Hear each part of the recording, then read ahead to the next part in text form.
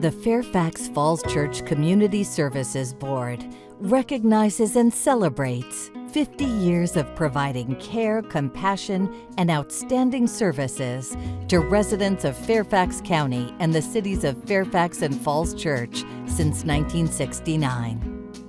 Our staff, along with community partners, have served as catalysts towards a healthier community and touched thousands of individuals and families over the past 5 decades. Over the years, some of the major changes that I've seen happen at the Community Services Board is one, just the physical site. The building of the Merrifield Center, the opening of the Merrifield Center, that has made a huge difference. It's consolidated over 7 sites into 1 site.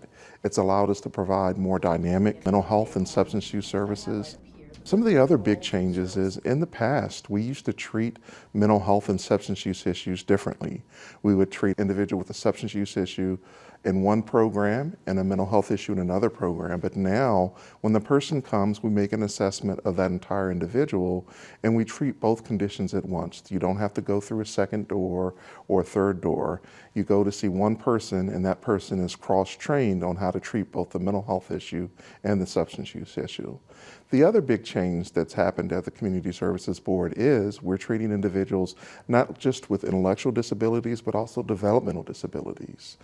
As we recognize and celebrate 50 years of services, we also celebrate the agency's key partnerships that help build the firm foundation from the early days of the Community Services Board all the way through today's humanitarian approaches and philosophies of treating the whole person with dignity, care, and respect. The Woodburn Center for Community Health opened its doors in 1973. In 1980, there was a historic visit to the Woodburn Center by President Jimmy Carter, who later signed the Mental Health Systems Act, providing grants to community mental health centers across the U.S.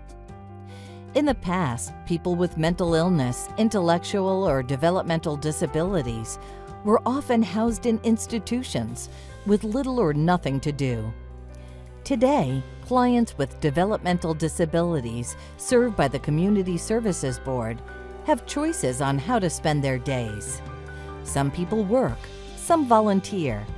Others take classes, start businesses, or work in groups. We celebrate how far we've come with milestone programs such as Diversion First and Jail Diversion.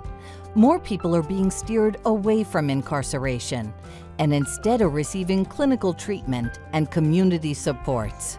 My vision of the future for the Community Services Board is to continue to expand the treatment of the whole person as they come to receive care for us.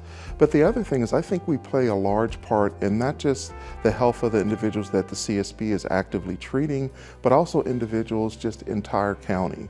Essentially sending the message that we know that there's not health without mental health, and there's not mental health without health, that they both collaborate and they go together. And we want to make sure that we're the provider of choice, that if you need help and if you need services, you know that you can come to us and get the care that you need. As we embark upon the next 50 years of our journey, all are invited to get involved and embrace our community's mental health and wellness.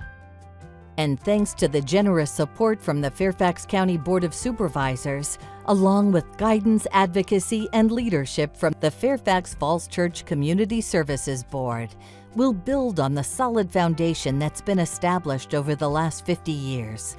It would not be possible without them.